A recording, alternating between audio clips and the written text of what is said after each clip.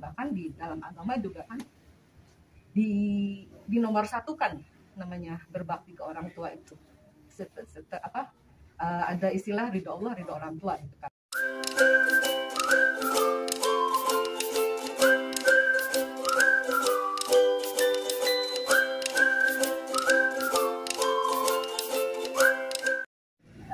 Assalamualaikum. Waalaikumsalam. Salam seger waras. Ibu-ibu, belum lama ini nih saya mau nanya ke ibu-ibu ya. Belum lama ini ada berita di televisi dan di media sosial. Ada seorang anak laki-laki menitipkan ibunya ke panti jompo. Nah, di sini Eyang ingin mengetahui bagaimana pendapat ibu-ibu. Silakan Bu. Ibu, silakan Ibu yang pakai baju merah. Gimana pendapat Ibu? Baik, terima kasih Pak. Ya. Kalau menurut saya ya sebetulnya orang tua itu selama 9 bulan mengandung ya, menyayangi anak-anak. Aduh, saya tuh pokoknya kalau mengingat orang tua saya suka pengen nangis gitu. Karena orang tua itu selama 9 bulan mengandung kita, mengasuh kita, menyusui kita, menyekolahkan kita sampai kita misalnya jadi sarjana oleh siapa? Oleh ibu kandung kita.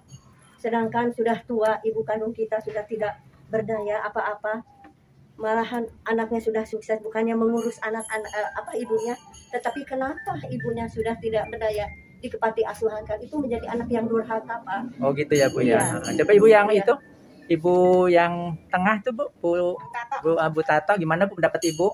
Sama lah dengan ini dengan Bu Herman. Oh sama, oh Bu Ade sama.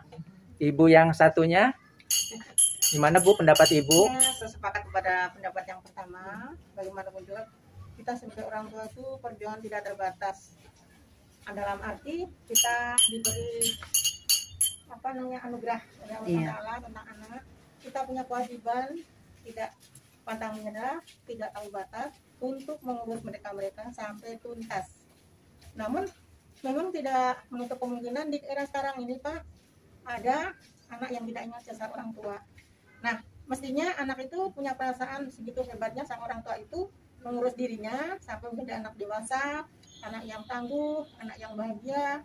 Cuman mungkin karena pengaruh lingkungan atau pengaruh pergaulan sehingga sampai terlena seperti itu. Nah, mudah-mudahan untuk yang lain yang sekarang ini tidak mengalami seperti itu, selalu diingatkan mereka itu selalu mengurus di jalan yang benar untuk mengurus anak, mengurus orang tua. Ya, terima kasih. Saya. Sebab saya pernah melihat juga Pak di Panti Jompo, pernah tahun 90-an ada seorang dari Jakarta, cuman waktu itu kan belum lengkap ada ada video, terus ada HP yang canggih seperti sekarang, itu menitipkan ibunya dengan dalih sedang ada hajat, rencana seminggu itu kalau hajatan. Hanya sang ibu ini gak ada yang ngurus, dititipkan ke Panti Jompo. Hasil sampai meninggal juga tidak ada yang mengabarkan lagi. Hanya ya tidak dijemput lagi. Nah disitulah karena dulu satu tetanggaan sama Panti Jompo itu, jadi selalu tahulah kalau ada pertemuan seperti itu. Alangkah sedihnya sebagai orang tua yang sudah tidak bisa apa-apa, tadi yang sambil berdiri di tembok, maka sudah tidak bisa mengunyah, namun anak seperti itu. Nah ini kalau mencari salahnya siapa yang salah ini sebetulnya? Kita nggak bisa istilahnya tidak bisa mengaku anaknya salah juga enggak, tidak mengaku kita yang salah juga enggak. Jadi mungkin memang saat itu sang anak lagi tidak diberi pemahaman yang sempurna. Jadi mudah-mudahan harapan kita semua selaku orang tua, mudah-mudahan anak selalu mengerti dalam kondisi apapun, dimanapun, bagaimanapun, insya Allah anak harus tahu kepada orang tua. Kalau saya seperti itu Pak. Oh iya ya, makasih Bu. Ibu yang satu Ibu. Iya Tevi. Kalau menurut saya ya semua sepakat orang tua itu puja di dunia gitu. Istilahnya emang ladang kita untuk berbakti gitu kan. Tapi memang kadangkala tidak semua diberi kesempatan untuk bisa membahagiakan atau menyenangkan orang tuanya gitu kan. Mungkin dengan kondisi ekonominya atau waktunya gitu kan. Seperti sekarang kan kebanyakan suami istri tuh bekerja gitu ya. Seperti itu. Ini saya juga, kita nggak bisa istilahnya menjadi seseorang yang menitipkan orang tuanya di panti jompo itu sebagai durhaka atau apa, nggak bisa begitu gitu. Cuma ya berpaling kita menimbang melihat latar belakang juga gitu. istilahnya kalau kita memandang sesuatu harus dengan bening hati gitu. Saya sangat setuju, bahkan di dalam agama juga kan di nomor satu kan namanya berbakti ke orang tua itu. Ada istilah ridho Allah, ridho orang tua gitu kan. Seperti itu, saking dijunjung tingginya gitu. Nah dalam hal ini yang sekarang viral itu ada seorang anak menandatangani katanya orang tuanya untuk dititipkan ke panti jompo untuk diurus segala sesuatunya sampai dia meninggal, begitu yang saya dengar ya, yang saya baca gitu. Nah untuk zaman sekarang mungkin ya, tadi saya juga nggak tahu latar ekonominya, apa dia susah apa gimana gitu sampai dia menitipkan ke panti jompo itu gitu. Cuman menurut pengakuan anaknya yang saya baca, yang saya dengar juga, katanya gitu itu ditandatangani redaksi yang ditandatangani itu dikasih dari yayasannya gitu. Jadi katanya anaknya itu memberikan biaya untuk ibunya tinggal di situ gitu. Oh gitu ya Bu iya, ya. Katanya begitu. Oh iya. Terus ada konfirmasi juga dari pihak yayasannya Bu, kemarin tuh katanya emang itu ada unsur untuk penggalangan dana, jadi untuk mencari simpati gitu. Oh gitu. Ya mungkin masa sekarang memang yang sensasi itu yang bikin viral, yang menghasilkan gitu kan, istilahnya yang menarik perhatian publik gitu kan. Di sini anak itu katanya bukan mau menjelekkan ibunya gitu ya, enggak. Jadi katanya tinggal sama dia, kan itu ceritanya anaknya ada 3 Bu katanya Bu. Jadi tinggal sama yang pertama itu katanya. Jadi ibunya ini katanya selalu bikin masalah gitu. Jadi tidak bikin nyaman, malah bikin antara suami istri itu bertengkar atau apa. Akhirnya anak ini menyerah, disuruh tinggal sama saudaranya yang satunya katanya gitu. Kejadiannya terulang lagi, begitupun dengan anak yang ketiga katanya Bu. Jadi akhirnya anak-anaknya itu sepakat untuk dititipkan di panti. Kalau saya mungkin itu solusi buat mereka gitu kan.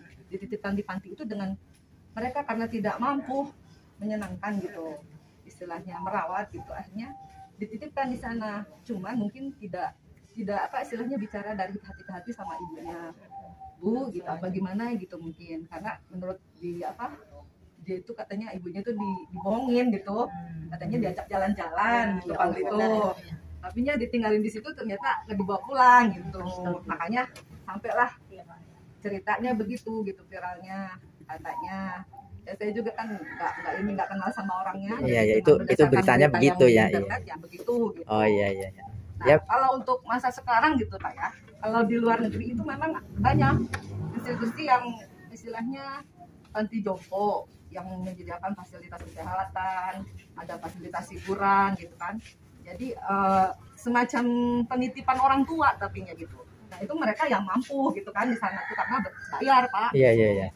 Tapi istilahnya orang tuanya juga senang gitu, mau dititipkan gitu tuh istilahnya bersedia karena mereka bertemu teman yang sebaya. Di sana tuh mereka malah bisa berkreasi gitu kan, jadi bisa lebih produktif gitu di sana tuh, saling menghibur istilahnya. Dan mereka ada jam kunjung ya, istilahnya ketemu dengan keluarga, jadi rutin gitu datang gitu ke sana gitu.